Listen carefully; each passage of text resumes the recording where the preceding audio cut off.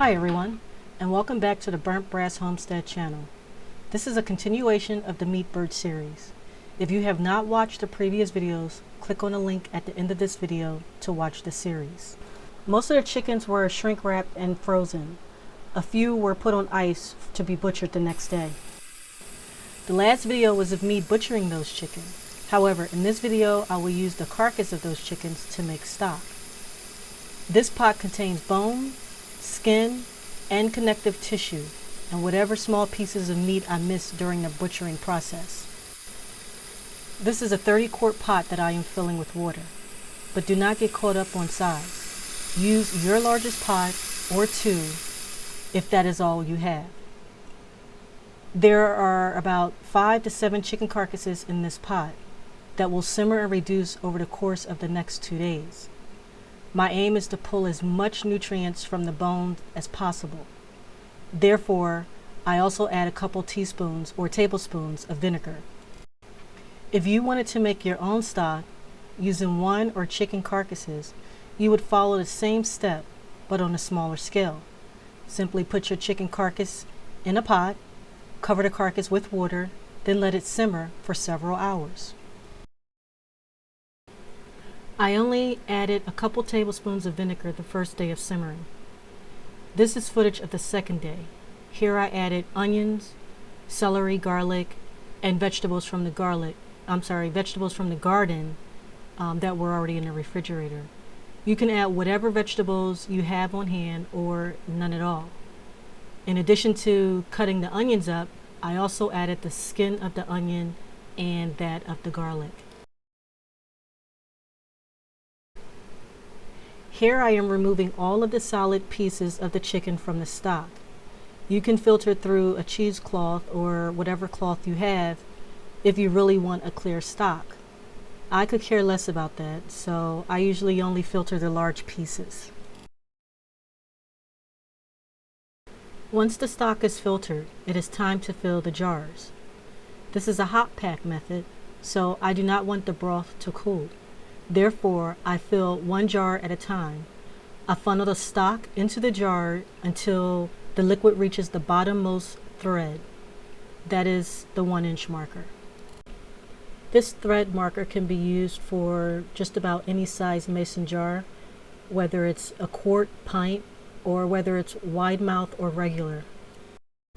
Wipe the rim of the jar to remove any debris or grease to ensure a tight seal. I use vinegar to wipe my jars. Place the lid and the ring on the jar finger tight. Then place the jar in the canner.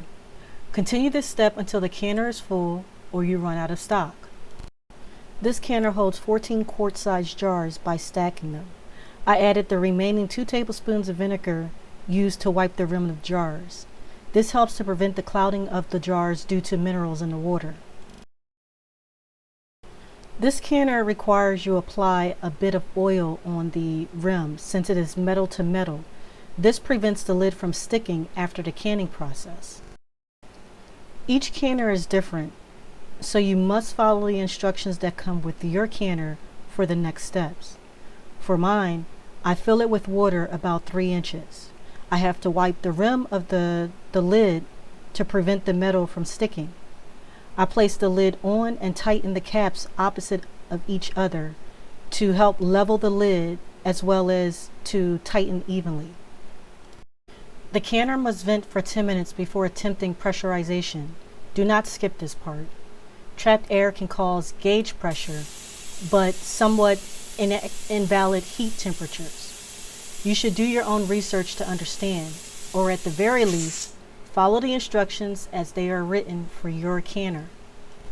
When following the instructions for my canner as it relates to my altitude, a 10-pound weight should be placed on the vent after it's vented for 10 minutes. The gauge should read 10 pounds per second, and the weight gauge should jiggle about 2 to 3 times per minute. When the processing time ends, turn off the canner. Allow the canner to cool naturally. For this particular canner, I allow the gauge to reach 0. Then I wait an additional 15 minutes before slowly removing the weight from the vent. Open the canner lid away from your face, allowing the steam to escape away from you.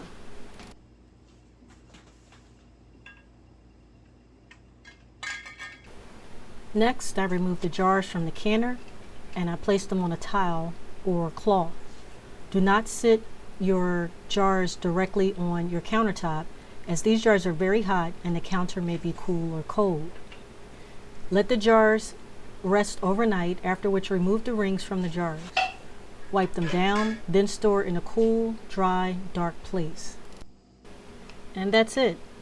The last video of this series will be canning the actual meat, so please check back. Also, please share, subscribe, and leave comments to help this video grow. And I thank everyone who has supported this channel thus far.